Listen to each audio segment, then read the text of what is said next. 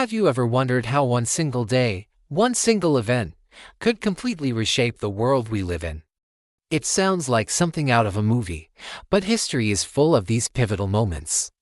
Today, we're diving deep into one of the most consequential battles ever fought, a clash that didn't just decide a war, but set the course for empires, cultures, and even the language you're hearing right now.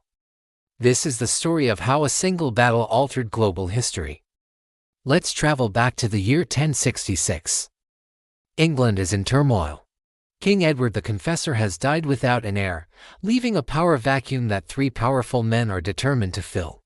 In one corner, we have Harold Godwinson, an influential English earl, chosen by the English council to be king.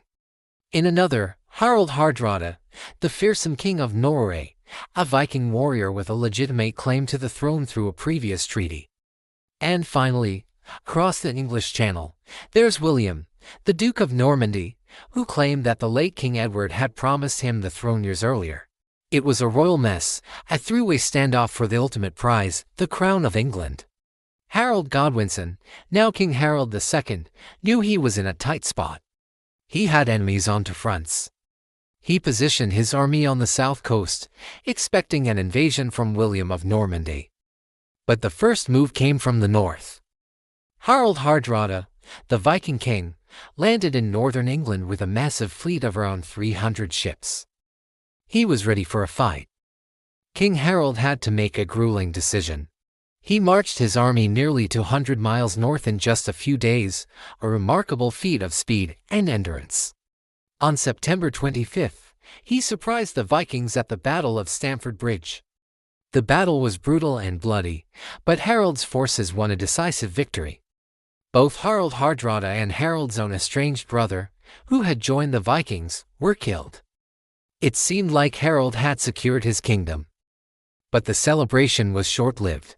Just 3 days later, while his army was still recovering from the brutal northern campaign, Harold received devastating news.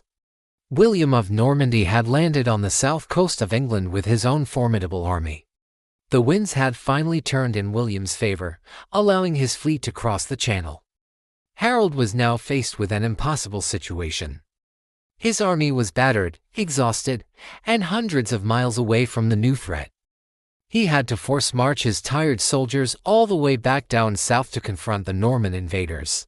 It's a moment in history that truly tests the limits of human endurance and leadership. This sets the stage for our main event, the Battle of Hastings, fought on October 14, 1066.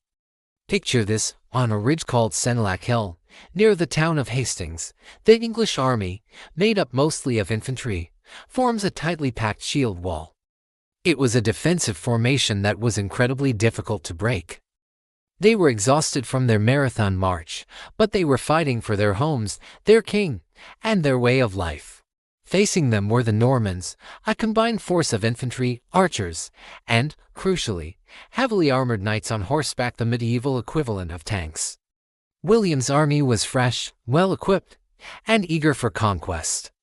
The battle raged for the entire day, a rare occurrence for medieval warfare. The Normans charged up the hill again and again, but the English shield wall held strong. William's archers fired volleys of arrows, but they were largely ineffective against the interlocking shields.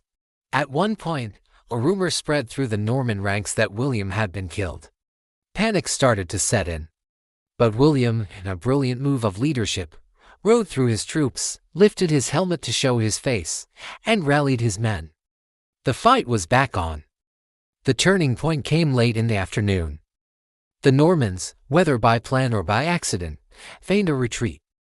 Seeing their enemies flee, some of the inexperienced English soldiers broke from their shield wall and charged down the hill in pursuit. This was the fatal mistake. The Norman cavalry wheeled around, cutting down the exposed English soldiers. They repeated this tactic, gradually weakening the shield wall. The hill became a scene of chaos and carnage. As dusk began to fall, the final, decisive moment happened. King Harold II, fighting alongside his men at the heart of the battle, was struck down. The traditional story, immortalized in the Bayeux Tapestry, says he was hit in the eye with an arrow and then cut down by Norman knights. With their king dead, the English resistance crumbled. The shield wall broke completely, and the battle turned into a rout. The Normans had won. William the Duke of Normandy was now William the Conqueror. On Christmas Day of 1066, he was crowned King of England in Westminster Abbey. So, why was this one battle so important? Its consequences were massive, and they ripple through to the present day. First, the entire political and social structure of England was transformed. William replaced the English aristocracy with his own Norman lords. He seized land and redistributed it to his loyal followers, establishing the feudal system that would dominate Europe for centuries. This Norman conquest created a new ruling class that spoke French and had continental ties, fundamentally changing England's destiny. Before 1066, England was culturally and politically aligned with Scandinavia. After 1066, its focus shifted dramatically towards France and mainland Europe, setting the stage for centuries of rivalry and conflict, like the Hundred Years' War. Then there's the language. This is perhaps the most tangible legacy of the Battle of Hastings. For the next 300 years, French became the language of the court, of law, of government, and of the nobility. Old English, the language of the common people, was considered unsophisticated. But it didn't die out. Instead, the two languages began to merge. English absorbed thousands of French and Latin words. Words related to government, law, art, and food like parliament, justice, sovereign, beef, pork, and dinner all came from Norman French. This fusion created a new language, Middle English, the language of Chaucer, which eventually evolved into the modern English we speak today. Without the Norman conquest, English would sound very, very different, much more like German or Dutch. The battle also led to the creation of one of the most remarkable historical documents ever made, the Domesday Book. In 1085, William ordered a massive survey of his new kingdom to figure out exactly what he owned and who owed him taxes.